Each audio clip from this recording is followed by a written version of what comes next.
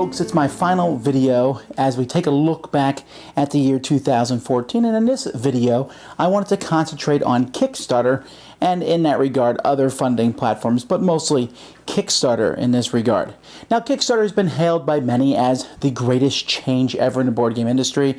Richard Bliss, the Game Whisperer, is one of those people, and I still disagree with him that it is the most important change, and I even disagree with his thing that it is now the most major thing that's bringing board games out to the market. It is certainly bringing out a lot of board games, possibly more board games than non-Kickstarter is bringing out, but more does not equal better or even well known.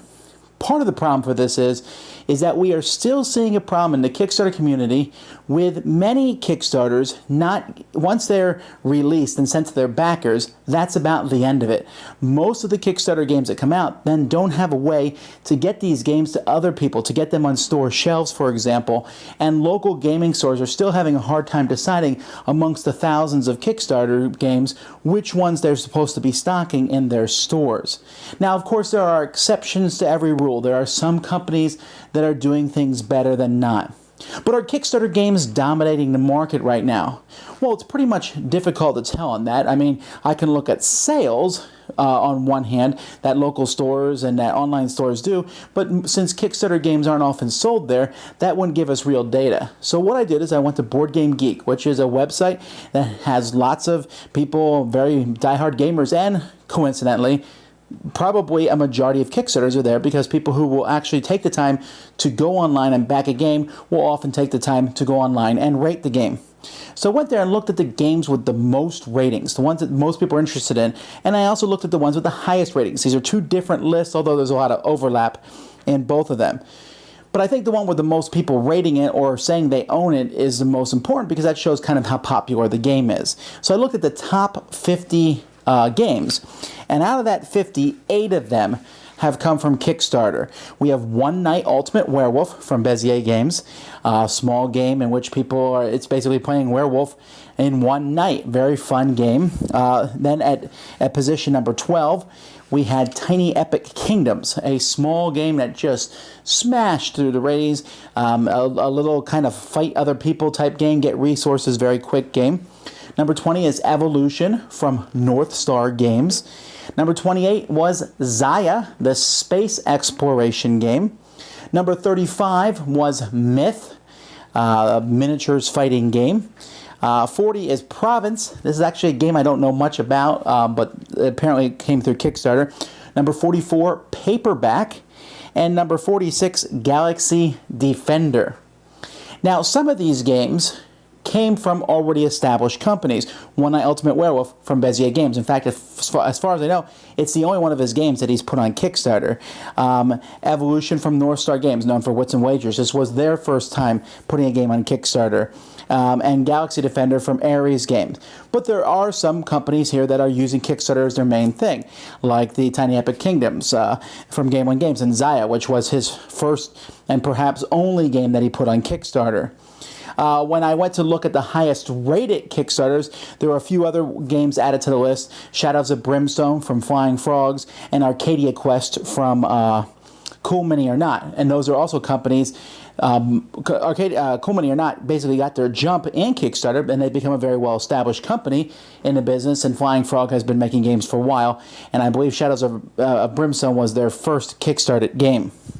So what does this really tell us? Well, it's hard to look at this data. I mean, 8 out of 50 is basically 1 out of every 6 games in the top 50 is a Kickstarter game, but only 1 made the top 10, One Night Ultimate Werewolf, and it might be arguable that it would have done just as well had it not been on Kickstarter, just because of how popular that game is, but we can't tell that. So let's go back and look at some of the games that were Kickstarted in 2013 and see where they are today. Okay, so I went through the list, and there's a lot of games, and I'm not going to go through every game that was published in 2013, but Zombicide 2 was the biggest, and that came out, and people liked it, a sequel to Zombicide. Kingdom Death, well, that was almost 2 years ago now that was Kickstarted. Actually, it is about 2 years now. Still not out. This grandiose project, this has the capability to be amazing or terrible, who knows. Cthulhu Wars, which is about to be delivered to backers right now. Shadows of Brimstone, which has certainly got a lot of praise from the people who've got it. Almost everyone who's gotten it, I've heard unilateral, they liked it quite a bit. A dungeon crawl in a kind of a wild, wild west. Myth was Kickstarter last year to great excitement, and when it came out, there's some people who really enjoy it, but for the most part had a very disappointing reaction, mostly because of the incomprehensible rule set that they released with it. Robot Turtles was a game that made a huge amount, and it was picked up by GameRight this year, a game about programming for children. This one kind of came out of nowhere. It helped that some main media sources picked it up in 2013, but it was a good enough game that a mainline company decided to produce it. Rivet Wars from Cool Mini or Not, miniatures on a map, Chibi World War I. That's an odd combo, but it's worked well for them. Golem Arcana, which I hesitate putting on this list. So you'll notice I'm leaving off a lot of miniatures games. Golem Arcana is a miniatures game, but it's also kind of board gamey in how it plays. So and it came out. A lot of people are really enjoying it. Some people aren't. By the way, the best Kickstarters in the tabletop arena are miniatures games like the Terrain and just a pile of miniatures from Reaper Miniatures, things like that, and some miniature war games. A lot of them from different miniature companies. They usually make a lot of money because miniatures tend to make you more money.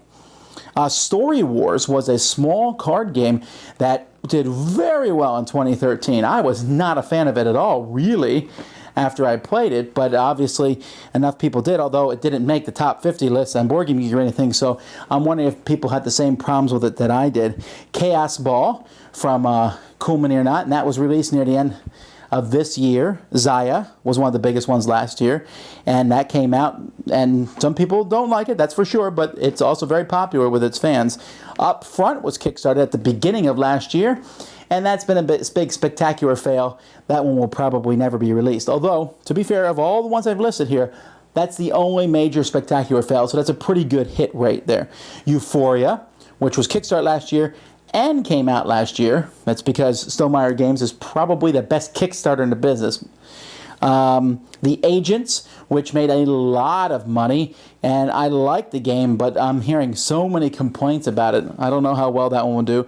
And Dungeon Roll from Tasty Minstrel, a small little dungeon game which just did exceedingly well. These are just some of the top ones that came out in 2013. There's a lot. And we've seen this wave really hit in 2014.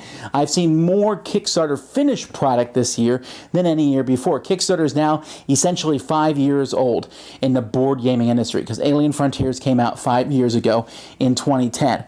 And so we're seeing some changes. Now, it's hard to track all this. You could track the number of games, but that's idiotic because just all these games coming out doesn't mean anything.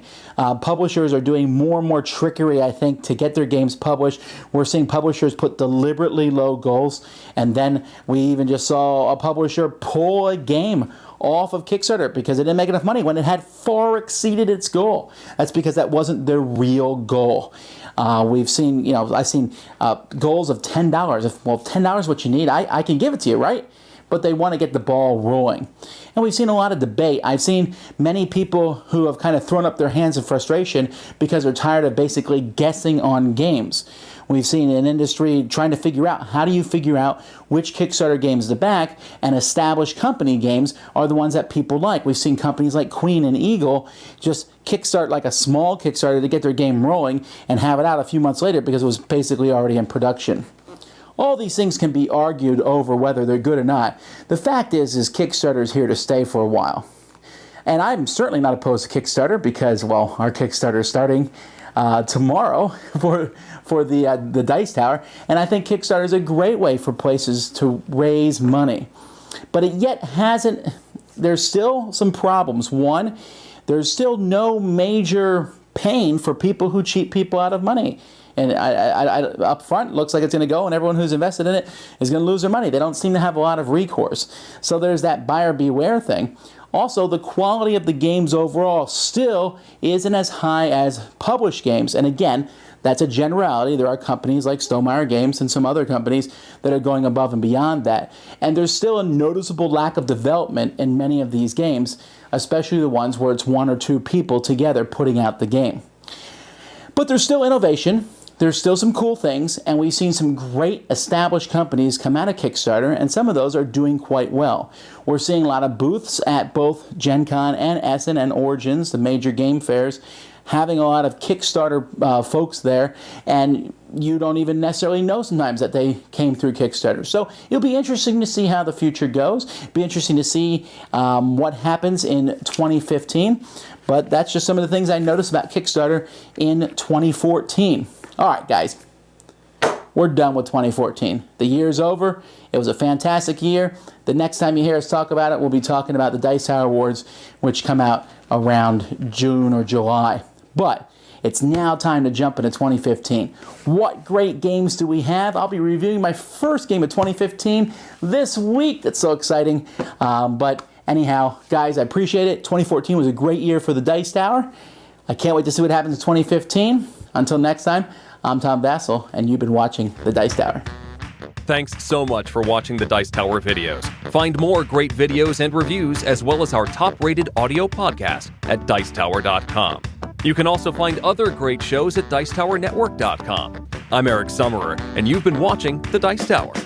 The Dice Tower is sponsored by Cool Stuff Inc., where you can find great games for great prices. Cool stuff in stock. Check them out at CoolStuffInc.com.